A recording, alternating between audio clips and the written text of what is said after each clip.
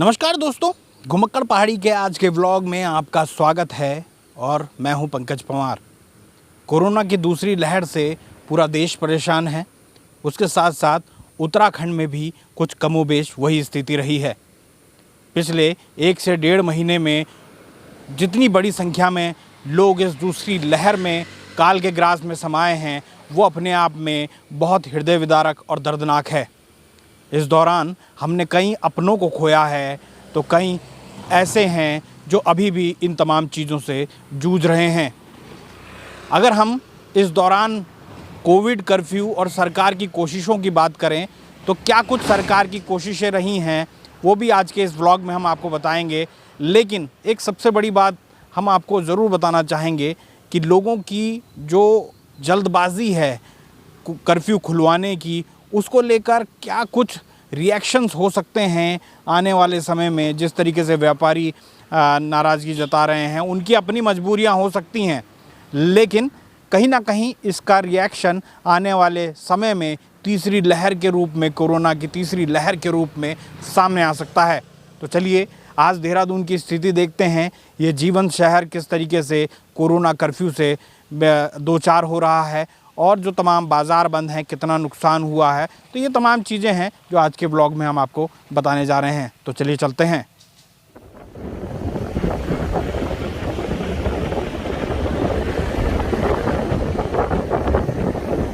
Corona की दूसरी लहर के प्रभाव काफ़ी दिखाई दिए हैं।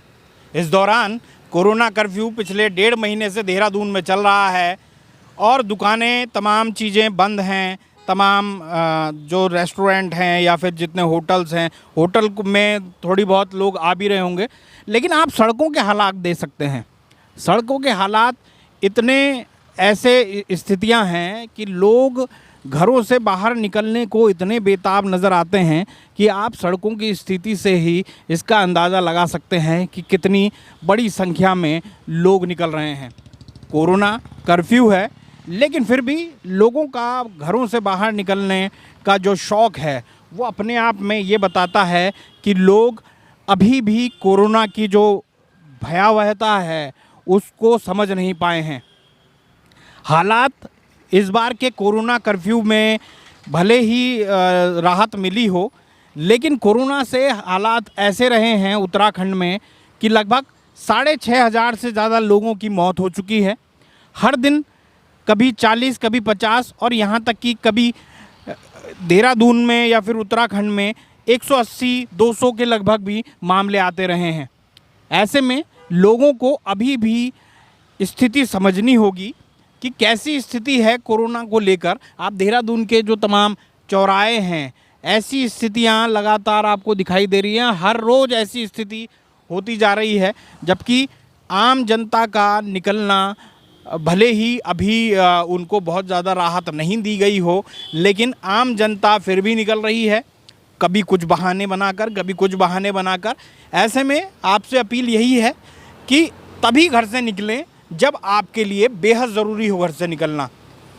ये ज़रूर है कि लोगों की परेशानियां बढ़ी हैं, रोज़गार ख़त्म हुए हैं और ये तमाम चीज़ें हैं जो आपकी परेशानी बढ़ा रहे हैं। घर में रहना मुश्किल हो रहा है, लेकिन अगर जान रहेगी तो रोज़गार भी आएगा, और अगर जान ही नहीं रहेगी तो रोज़गार कैसे आएगा, ये भी तमाम समझने की ज़रूरत है। तो आप ऐसी स्थितियां जो सड़कों की है वो आप देख सकते हैं। आगे हम आपको बाज़ारों की भी स्थिति दिखाएंगे। बाज़ार भले ही जो तमाम बंद हुए हैं, उनकी भी स्थितियां कुछ कुछ खुले ज़रूर हैं, चाहे वो डॉग फूड्स की हो या फिर कुछ रेस्टोरेंट अभी भी जो अगर कहा जाए तो टेक अवे के लिए खोले गए हैं। लेकिन अभी की स्थिति ये है कि देहरादून में भले ही सरकार लॉकडाउन में राहत देने की बात कर रही हो, लेकिन अभी भी स्थिति ऐसी नहीं है कि बहुत कुछ यहाँ पर खुल जाए और उसके बाद स्थितियाँ और भी भयावह हो सकती है।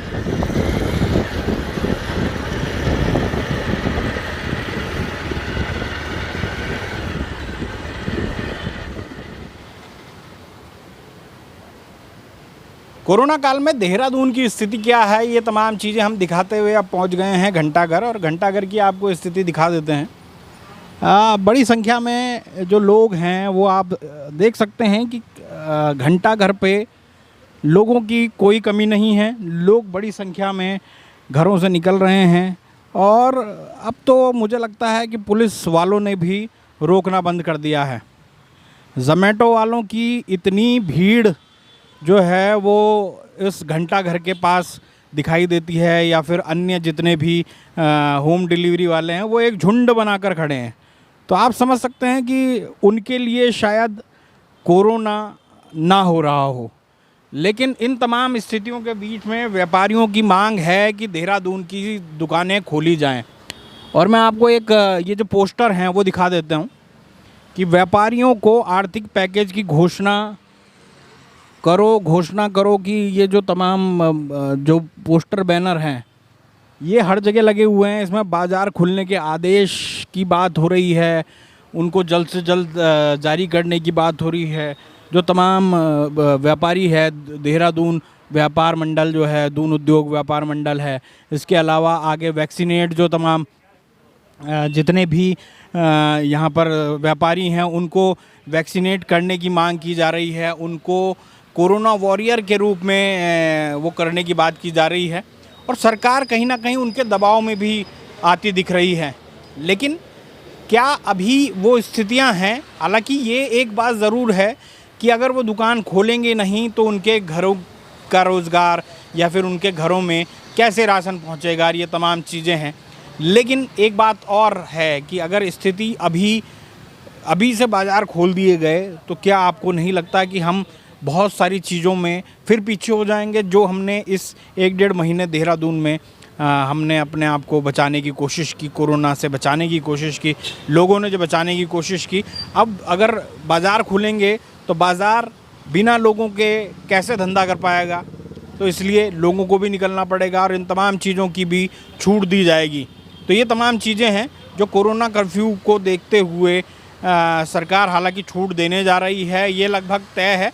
लेकिन बहुत ज़्यादा छूट सरकार को भी नहीं देनी चाहिए जिससे ऐसी स्थिति ना आ जाए कि कल की डेट में जो भविष्य की जो तीसरी लहर की बात जो लगातार हो रही है उस पर भी संशय के बादल ना खड़े हो जाएं।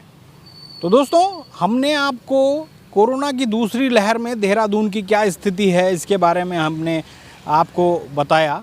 और सबसे बड़ी स्थिति तो ये देखने में आई है कि लोग लगातार घर से निकलने को बेताब हैं।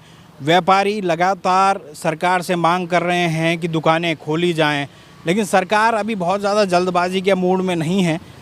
जल्द उस पर लेकर फैसला तो होगा कि थोड़ी बहुत राहत दी जाए, लेकिन बहुत ज़्यादा राहत मिलेगी इसकी संभावना नहीं है। लेकिन एक हमारा भी आपसे सजेशन है या फिर हमारी भी आपसे इल्तिजा है कि आप घरों से तभी निकलें जब बहुत ही ज़्यादा ज़रूरी हो, क्योंकि कोरोना अभी ख़त्म नहीं हुआ है।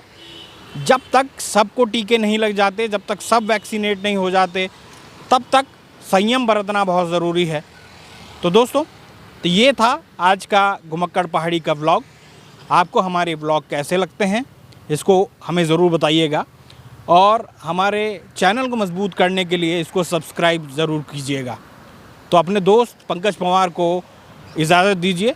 मिलते हैं अगले व्लॉग में फिर किसी दिन। तब तक के लिए नमस्कार।